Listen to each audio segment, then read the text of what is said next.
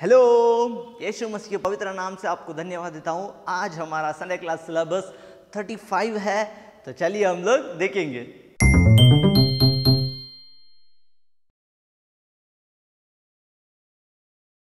पिछला हफ्ता हमने क्या देखा था? हाउ टू फॉलो जीसस, यीशु मसीह का हम पीछा कैसे कैसे कर सकते हैं। 3 चीज़ें सीखा था। क्या था? सबसे पहला, यीशु मसीह को हमें जानना ज़रूरी है। दूसरा क्या है? यीशु मसीह पर विश्वास करना ज़रूरी है। तीसरा क्या है? यीशु मसीह से प्रेम करना ज़रूरी है। ये 3 चीज़ों को करके हम यीशु मसीह को पीछा कर सकते हैं। आज हम लोग देखेंगे प्रार्थना के बारे में देखेंगे। किसके बारे में देखेंगे? प्रेयर के बारे में देखेंगे। बाइबल में बहुत सारे लोग हैं जिन्होंने प्रेयर किया है। बहुत अलग अलग उनके सिचुएशन के हिसाब से उन्होंने प्रेयर किया है। और बाइबल में प्रेयर के बारे में काफ़ी सारा चीज़ है। कुछ प्रार्थना को उपवास प्रार्थना कहते हैं, कुछ प्रार्थना को पश्चाताप का प्रार्थना कहते हैं, कुछ प्रार्थना को धन्यवाद का प्रार्थना कहते हैं। ऐसे अलग अलग तरीका का प्रार्थना बाइबल में हम पढ़ सकते हैं। लेकिन प्रार्थना वर्ड क्या है? आसानी से भैया बताता हूँ। अगर हम हमारे मम्मी या पापा है जिनसे हम फ़ोन में बातें करते हैं तो हम क्या बोलेंगे? I am calling my parents. यदि हम हमारे दोस्तों से बात करेंगे तो हम उनको क्या बोलेंगे फ़ोन पे? I am calling to my friends. हम ऐसे ही बोलेंगे। उसी तरह यदि हम परमेश्वर से बातें करना चाहते हैं तो हम ये बोलेंगे, I am praying to God. मतलब उसे प्रार्थना कहते हैं, लेकिन आसान भाषा में परमेश्वर से बातें करना, मतलब यीशु मसीह से जो हम बातें करते हैं उसे कहा जाता है प्रार्थना। अब ये प्रार्थना हर जगह पर हम देखे रहेंगे। प्रार्थना करते तो हम क्या करते हैं? घुटने पे आ जाते हैं, अपना हाथ जोड़कर हम अपने आंखें बंद करते हैं। क्या ऐसे ही प्रार्थना करना चाहिए क्या? नहीं, ज़रूरी नहीं है। फिर क्यों हम घुटने टेकते हैं?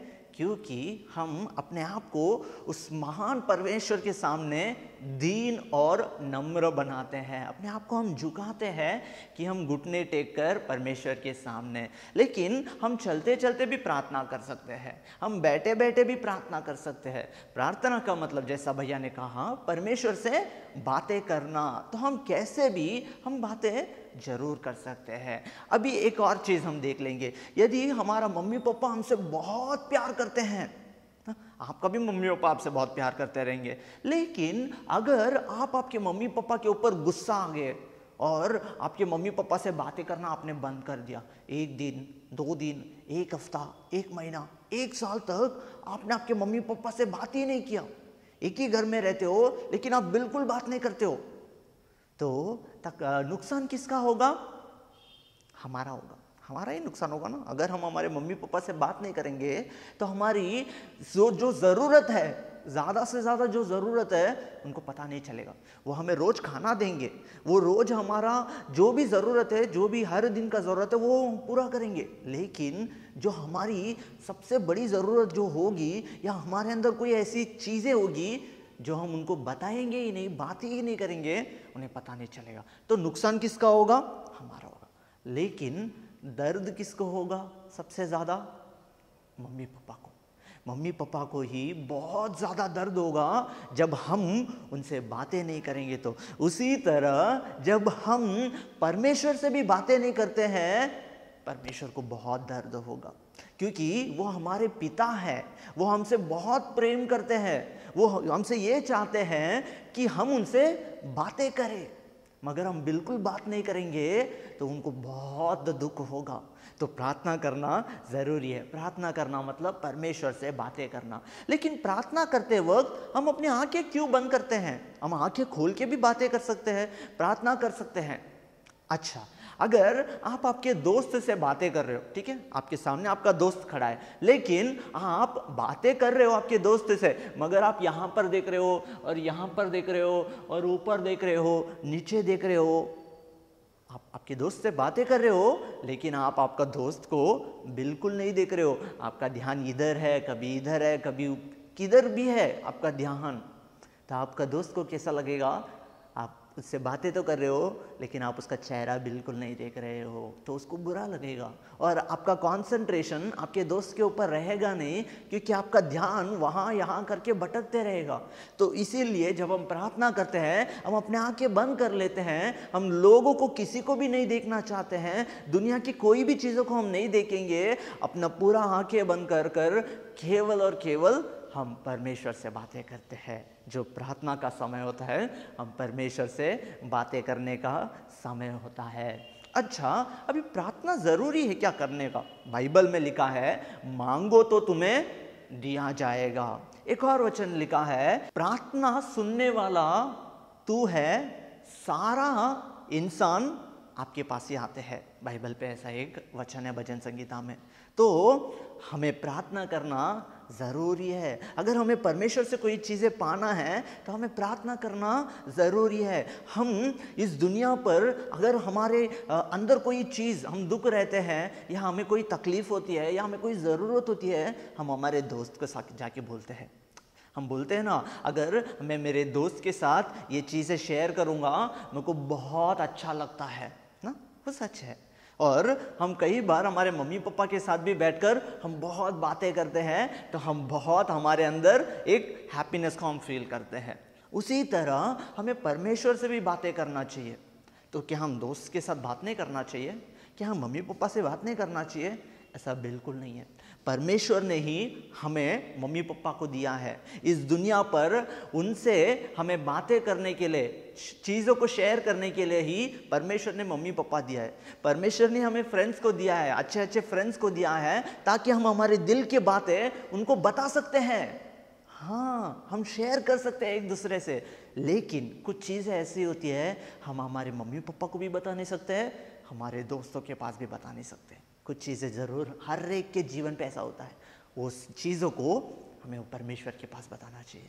यदि ऐसी कोई चीज़ जिसको भी हम बता नहीं सकते हैं, अगर हमने गलती से भी किसको बता दिया तो वो एक दूसरों के पास फैल जाएगा, दुनिया पे पूरा फैल जाएगा।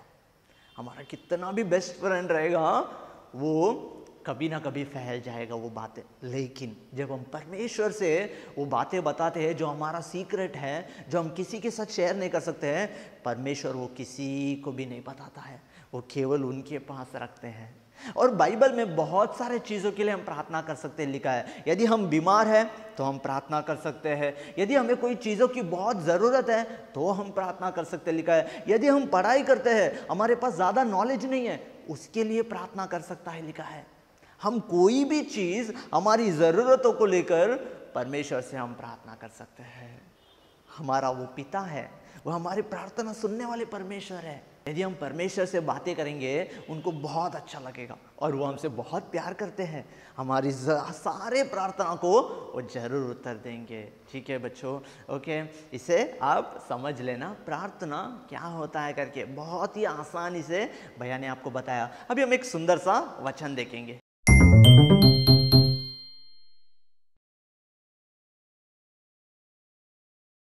आप लोगों ने देखा आज हमने क्या सीखा, प्रार्थना क्या होता है। अभी हम एक सुंदर सा वचन पढ़ेंगे, फिलिपियो चैप्टर 4 वर्सेस 6।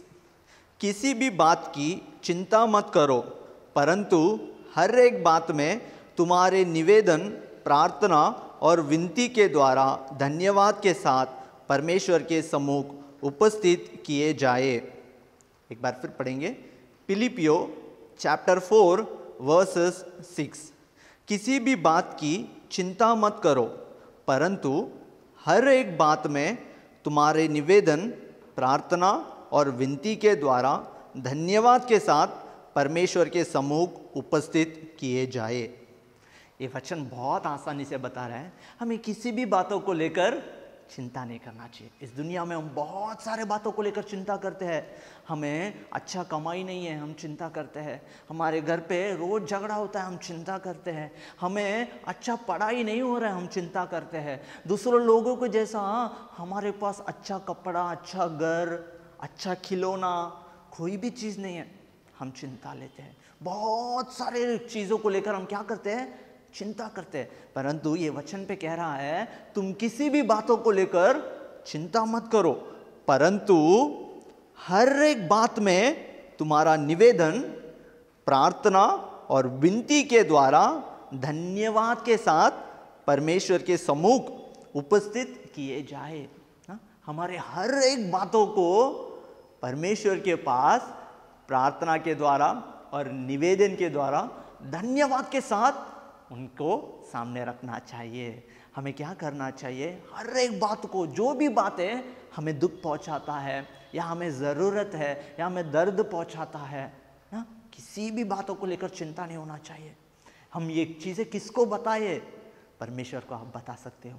परमेश्वर उसे किसी को नहीं बताएगा और वो परमेश्वर सुनकर हमें मदद भी करेगा। तो हमें हर एक बातों को किसके सम्मुख पर लेकर आना चाहिए?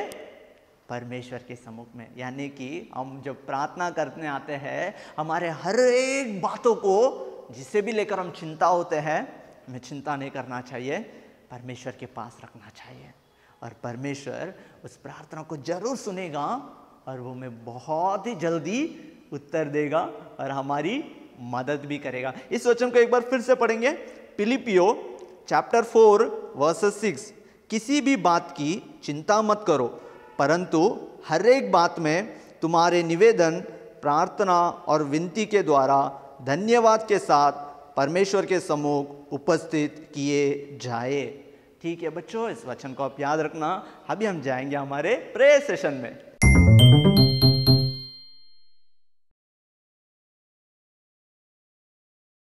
आज हम प्रार्थना करेंगे। आज हमने क्या सीखा? प्रार्थना। क्या आप परमेश्वर से बातें करने तैयार हो? हमें क्या नहीं करना चाहिए? चिंता नहीं करना चाहिए। हमारी सारी चीज़ों को किसके सामने लेकर आना चाहिए?